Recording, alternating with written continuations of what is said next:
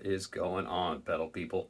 So I don't do a whole lot of videos where you can actually see me, and I do even less videos that are guitar related. But if you happen to be the proud owner of a Rev Star, in particular a Rev Star RS420, which is like second from the bottom of the line, but still an amazing guitar, maybe pop the back panel off.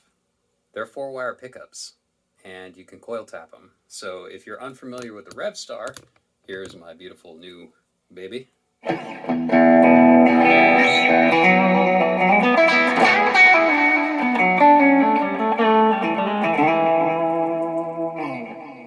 Rev Star has some pretty cool features. It has this dry switch you can pull up that kind of narrows out your sound, which isn't single coil or tap whatsoever, not electrically and not really in sound either, but it does help. It does help kind of narrow the spectrum and pop you out in a lead or something like that, or just kind of give you a little bit more of a chimey character.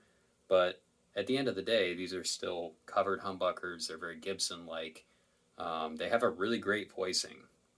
So these are the humbuckers that came in the guitar, but you'll never really quite get into that territory of like chimey kind of,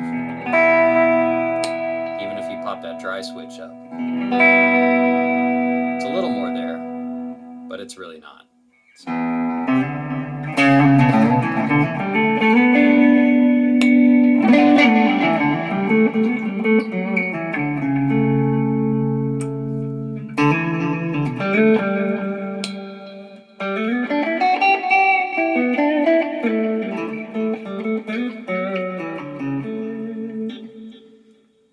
So I went on Amazon, I got myself a Bjorn's push-pull and wired it up to the volume control today. Probably took me all of about 15 minutes. And when you open the back plate of this guitar, it was like they wanted you to do it, because as soon as you take that back plate off, you've got your north end and your south end wires, the little green and white ones, just hanging right there, just asking for it. So if you're unfamiliar with wiring a push-pull, I recommend you take it to a certified guitar tech, or if you have somebody, maybe a buddy, a friend, something like that, that is very familiar with guitar wiring, a push-pull is really not that terribly complicated.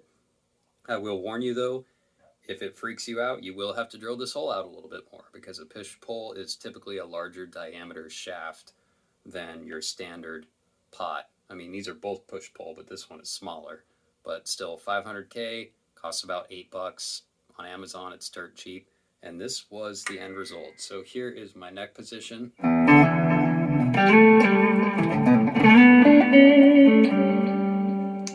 Split.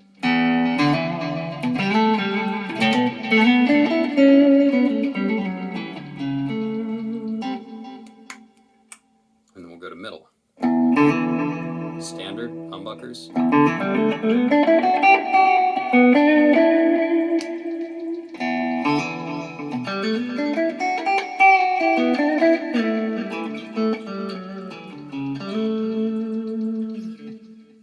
And that dry switch actually still works with the coils tapped too. So here's an example of that. Leave the coil tap pulled up.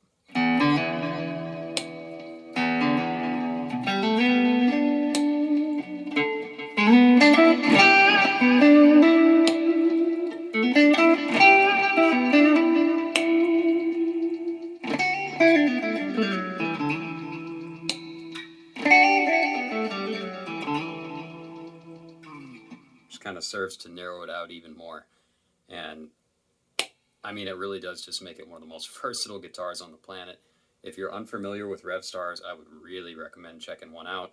If you can see it kind of peeking around back there in the video, that Gretsch is one of my absolute favorite guitars. I have a Strat, I have an Ibanez, I have a super fast shredder, I've got just about everything. I've got some Washburns, all kinds of stuff. But this has been really, really fun to play on. And it is heavier feeling. It's heavier physically. It's a heavy guitar, probably weighs about 10 pounds in comparison, or more, maybe like 11 in comparison to my Strat, which is even a Fender American Strat Pro, the real deal, the living legend, and it's a lot lighter than this guitar.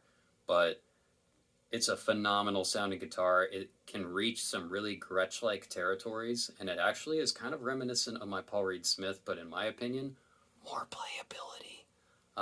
Now, granted, I didn't have a private stock or anything like that. I had a Paul Reed Smith SE, so it's not exactly top tier, but scale length was a big deal for me, and trying to get into that upper register on the PRS and kind of play around, it was like I was cramming my elbow into my body trying to get up there, and it never felt comfortable. And then I realized I like a longer scale guitar. So anyway, I just thought I would share that. If you've got one of these and they are on the lower end, like the bottom 3 rung models, probably run about $600 brand new. Phenomenal guitar, not unlike the Gretsch, the Electromatic Jet series, about the same price range. Also an absolutely phenomenal guitar. Um, Tap the pickups, spend the $7, bust out your soldering iron and tap those pickups, because your end result is just bananas.